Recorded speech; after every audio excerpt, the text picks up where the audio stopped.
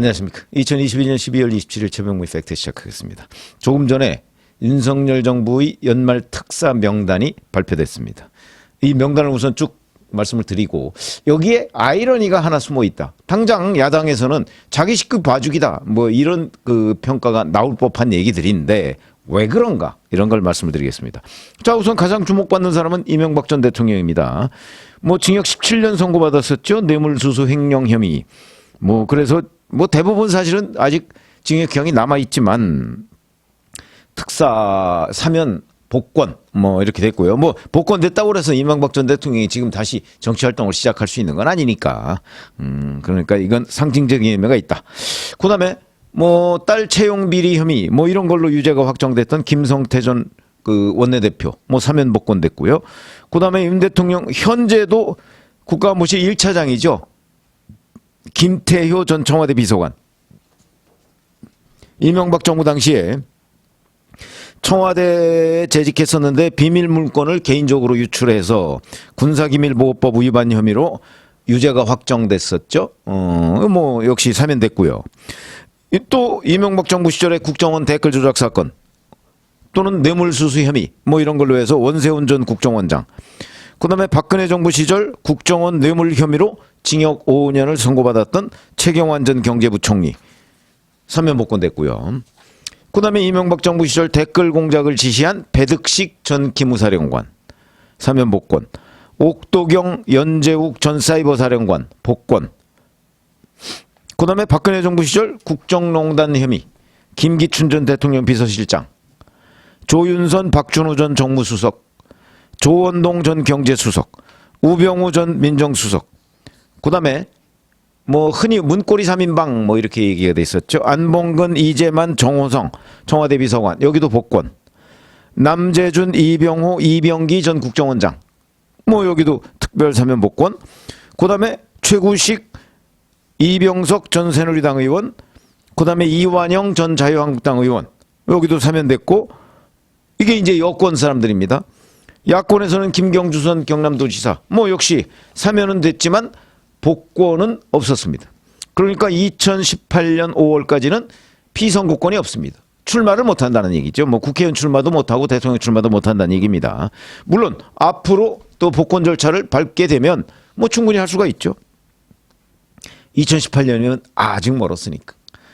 드루킬 댓글 조작 사건으로 뭐 징역 2년을 선고받았고요. 원래 만기는 내년 5월입니다. 그러니까 한 5개월 정도 먼저 나오는 셈이죠. 그다음에 뇌물 혐의 등으로 징역형 집행유예를 했던 전병헌 전 청와대 정무수석 사면 복권됐고, 입법 로비 혐의로 징역 1년이 확정되었던 신계륜 전 의원 복권됐고요. 이렇게 돼서 여야의 현재 정치권 기준으로 따지면 9명, 뭐 선거사범까지 뭐 따지면 뭐 1274명 뭐 굉장히 많습니다. 등등 해서 뭐 그동안에 여러 사람을 그래서 뭐 국민 통합 뭐 이런 의미를 이제 담고 있다 이렇게 설명을 합니다. 그런데 야당에서는 아마 뭐 아직 반응이 안 나왔습니다만은 뭐 반응은 뻔한 거죠. 자기 식구 감싸기 뭐 이렇게 얘기를 하겠지만 자기 식구 감싸기? 글쎄요. 뭐 특사는 대통령의 고유 권한입니다. 그러니까 대통령이 자기 식구를 감싸든 뭐 남의 식구를 풀어주든 어쩌든 그건 대통령의 권한이고요. 다만 그거에 대한 정치적 평가 이거는 대통령이 받아야 되겠죠. 그게 부담으로 돌아올지 아니면 칭찬으로 돌아올지 아니면 통합의 의미를 되살렸다 뭐 살렸다 이렇게 평가를 받을지 그거는 오로지 윤석열 대통령이 판단해서 결정을 한 겁니다. 뭐 만약에 국민 여론 뭐 들어봤더니 뭐 굉장히 부정적이다. 그러면 뭐 국민 통합이라는 윤 대통령의 그 큰 뜻 뭐 이런 것들은 일단 접어야 되겠죠. 효과를 별로 발휘하지 못했다.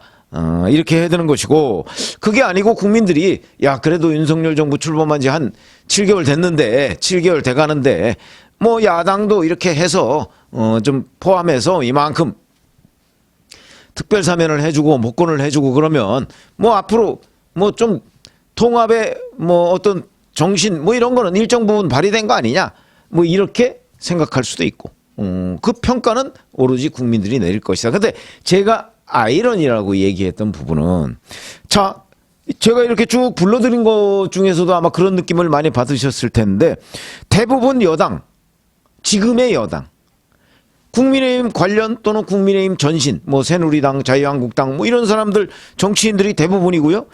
지금의 야당, 민주당 관련은 뭐 몇 사람 정도밖에 없습니다. 물론 선거사범에도 뭐 민주당 관련 사람들이 좀 있습니다만 어쨌든 전체적으로 보면 지금의 여당 관련된 사람들이 대부분이다. 그러니까 이제 뭐 여당 자기네들 봐주기에 야당 끼어 팔기 아니냐, 이렇게 이제 야당에서는 당연히 지적할 수가 있죠. 그런데 제가 아이러니라고 했던 부분은 왜 이렇게 그러면 사면 복권할 대상에 지금의 여당 사람이 많냐, 이거 한번 들어가 보자는 거죠. 왜 그렇죠? 문재인 정부 때 지난 5년간 주로 적폐청산한다고 하면서 지금의 여당 사람들을 자기네들 표현으로 잡아놓은 거죠. 지금 여기 보세요. 이거 다 국정농단이나 아니면 국정농단 관련이나 아니면 전부 뭐 국정원 뭐 이명박 정부 박근혜 정부 이때 다 적폐청산으로 들어간 사람들입니다. 대부분. 그러면 결국 문재인 정부 때 여야 간의 균형을 전혀 맞추지 않고 이명박 정부와 박근혜 정부 사람들만 사법 처리를 한 결과 지금 그 수많은 사람들이 다 감옥에 가고 뭐 그리고 나와서 가석봉되더라도 복권도 안 되고 이런 상태에 있었던 거죠. 그래서 이명박 정부가 아마도 들여다보니까 대부분이 다 지금 국민의힘과 관련 있는 사람들이 될 수밖에 없는 상황입니다. 왜? 문재인 정부 때 적폐청산한다고 그 두 개의 정부, 이명박 정부와 박근혜 정부 사람들을 주로 단죄를 했기 때문에 지금 사면 대상 또는 복권 대상 될 사람들이 주로 그 사람들이 되는 거죠. 이래서 아이러니라고 제가 말씀드린 겁니다.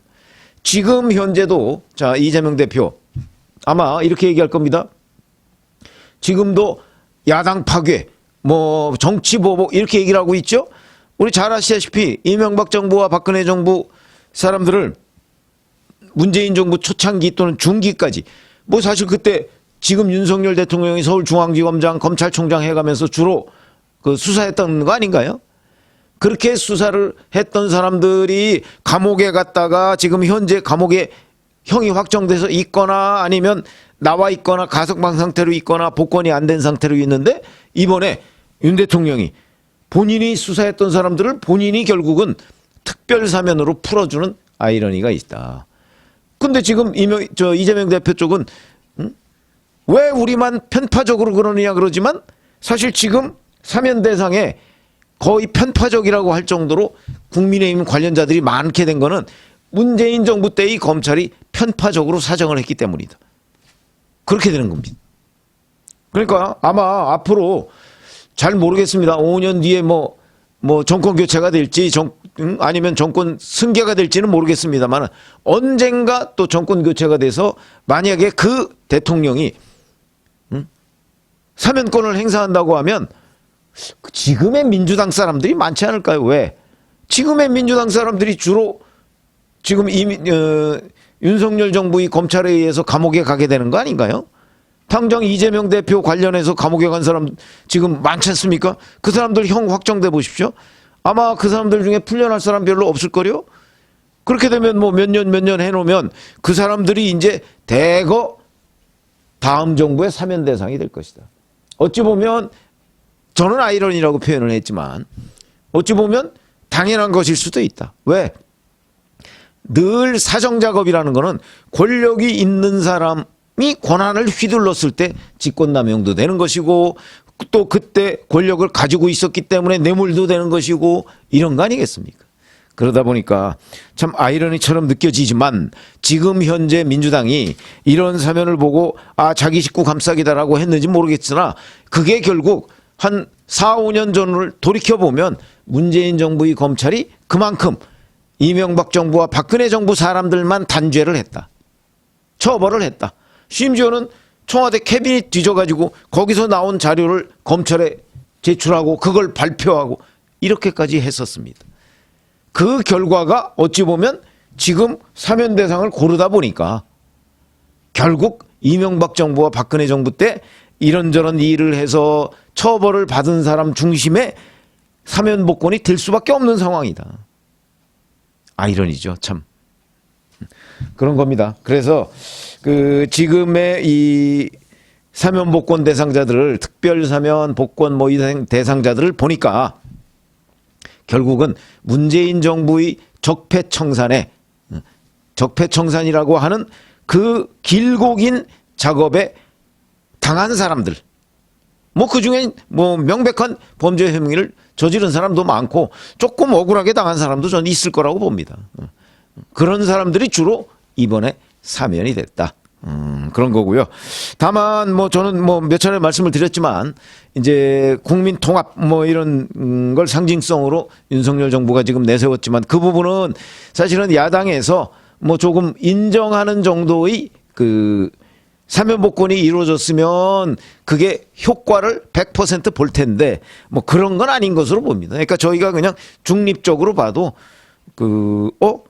이명박 정부와 박근혜 정부 때 뭐 이러저러한 범죄 혐의로 형을 살았던 사람들이 많네? 물론 그 이유는 제가 말씀드렸지만 문재인 정부 때의 적폐청산이 주로 이명박 정부와 박근혜 정부에 집중됐기 때문에 어쩔 수 없는 현상이다라고는 하지만 어찌됐든 야당으로부터는 이런 반응이 나왔고 특히 김경수 전 경남지사의 경우에는 이제 복권이 안 됐기 때문에 뭐 정치활동을 할 수는 있습니다만은 어떤 뭐 예를 들어서 당대표에 출마하려고 한다면 민주당의 당원 당규에 따라서 출마 자격을 평가를 다시 받아야 되거든요. 그건 당원 당규에 있습니다. 평가를 받아야 되고. 근데 그걸 뭐 이재명 대표가 제가 보기엔 뭐 별로 해줄 리가 없을 것 같은데 그런 거. 당연히 또 김경수 전 경남지사는 총선이나 대선에 출마할 수는 없고.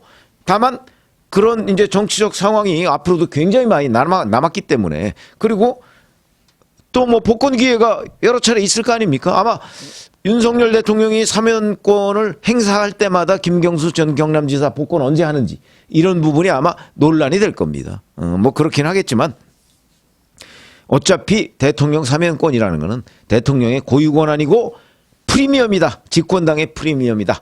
하는 건 우리가 인정해야 될 것이고 민주당도 특히 그런 부분을 인정해야 된다. 그러나 문재인 정부 때 워낙 이명박 정부와 박근혜 정부 때 이 사람이 적폐청산 대상이 됐기 때문에 지금 사면 대상도 많아졌다. 참 묘한 어떤 뭐 일치 뭐 이런 걸 볼 수 있는 장면이다. 이렇게 설명을 드렸습니다. 고맙습니다.